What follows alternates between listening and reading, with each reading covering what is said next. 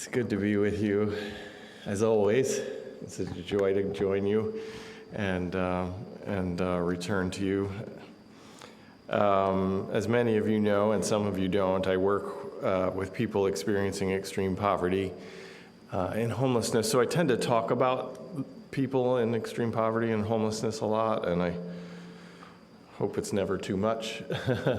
But I also find that it's an opportunity to explore larger issues within the issues of poverty.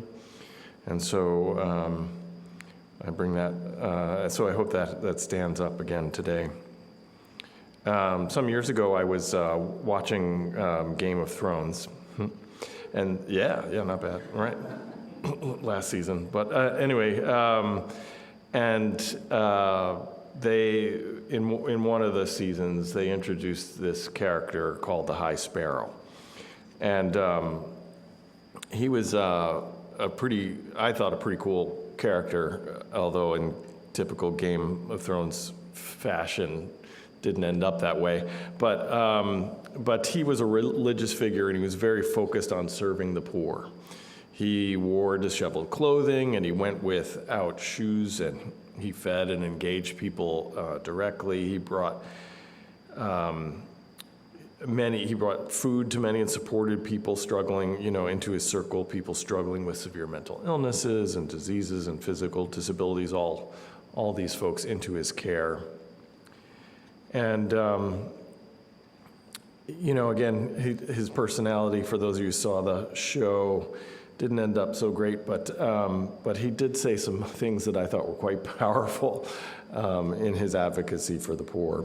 And that's classic, Game of Thrones fashion, that people don't always live up to your expectations. But some of the things he said I thought were magnificent. And one thing that he said, which was very poignant and powerful, is he said, the poor are hard to love. And then he said, they disgust us, very strong words. They disgust us because they are us, shorn of our illusions. They show us what we'd look like without our fine clothes, how we'd smell without perfume. And these are hard words. They're very concrete, they're visceral, they're very blunt. And they point to a reality that many people in more polite societies struggle to discuss, which is when encountering people in poverty, and in particular extreme poverty, we witness some of the most horrific circumstances a person can experience. We witness human suffering that's hard to take. It's hard to be present to.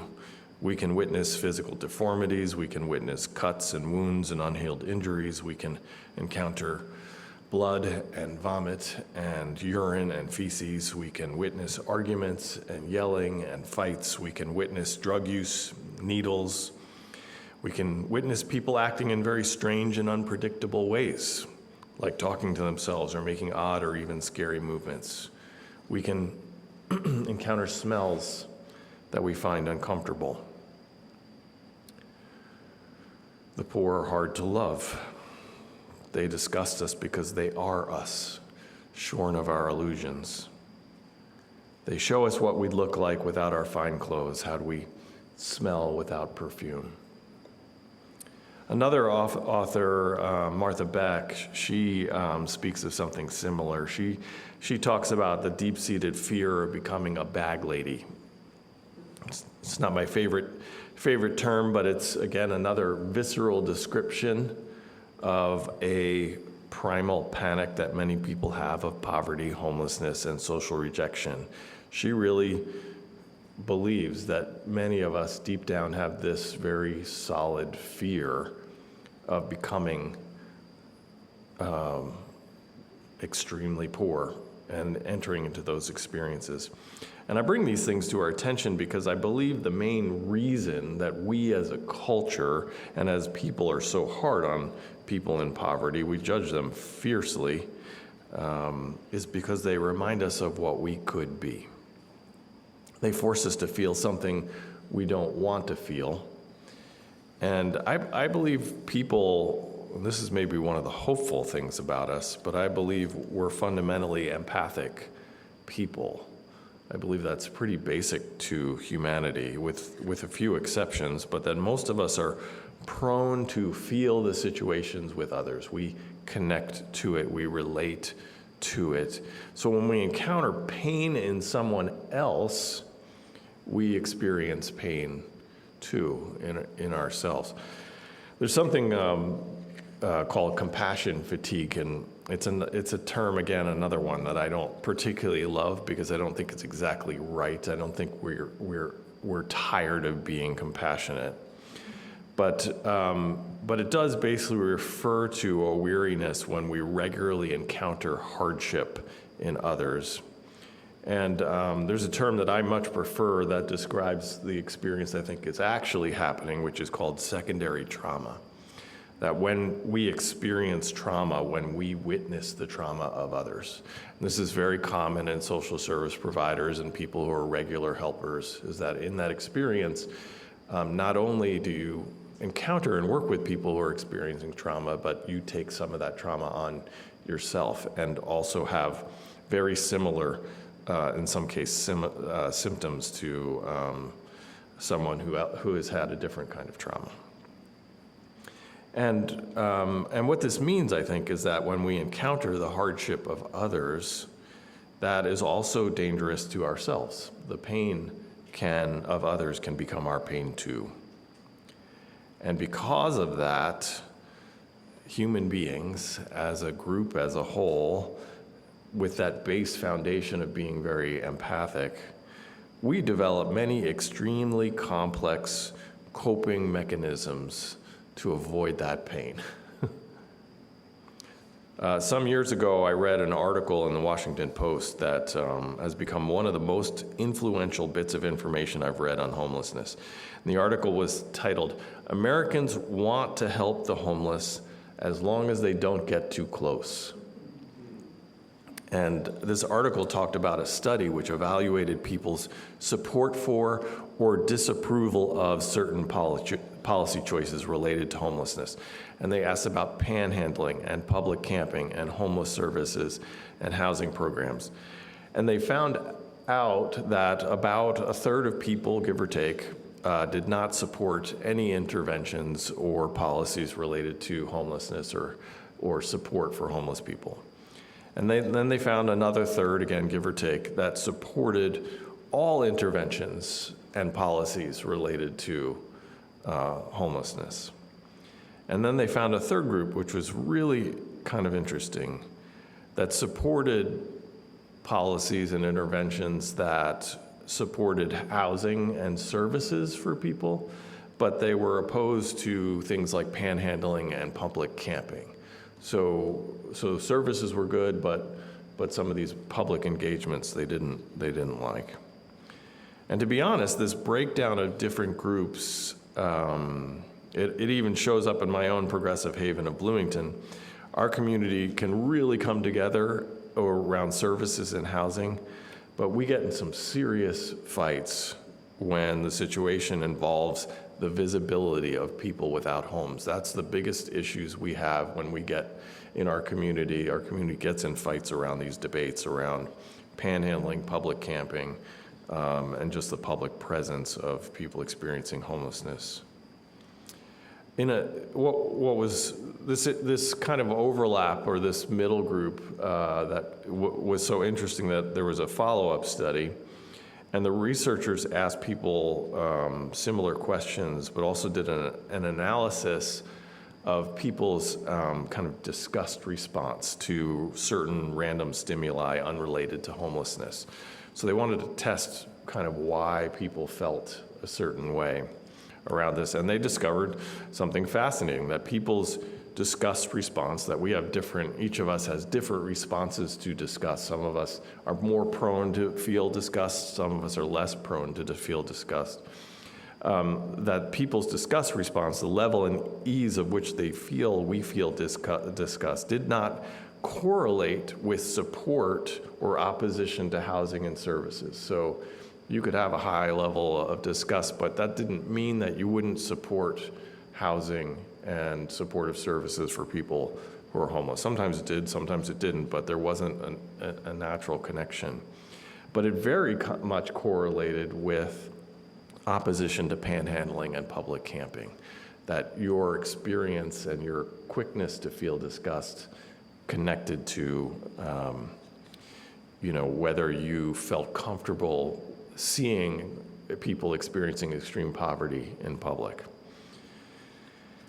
And it's a strange phenomenon, but I see this happen all the time with respect to homeless people. People use their personal experience of disgust almost as a weapon, practically declaring it a moral virtue. It's been really interesting to me to more notice that people in various forums and comment sections use disgust as almost if it's a moral value. Like, I feel disgusted and that makes me right and correct and true, rather than you're just feeling something that probably is not something we usually consider a value. And because that's something, makes them feel disgusted, they declare that thing to be wrong. And often, as the case, they turn people into dehumanized alternatives, rats, roaches, non-human beings that bring disease and destruction. They fear, they defend, they fight. The poor are hard to love. They disgust us because they are us, shorn of our illusions. They show us what we'd look like without our fine clothes, how we'd smell without perfume. I think we so deeply marginalize the poor because at some level they terrify us. They remind us of what we fear the most. They remind us of what we could be. They remind us of what we are.